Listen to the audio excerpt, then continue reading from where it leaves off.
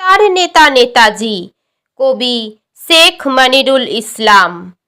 কলকাতারই শ্যামবাজারে আছেন তিনি ঘোড়ায় চড়ে, সেনার করা পোশাক গায়ে টগবগিয়ে লাগাম ধরে।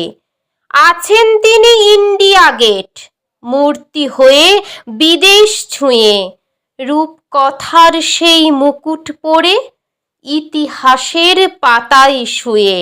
দিল্লি চলো ডাকছিল তাঁর, কিংবা বলেন রক্ত দাও, তোমার হকের স্বাধীনতা বিনিময়ে বুঝেই নাও।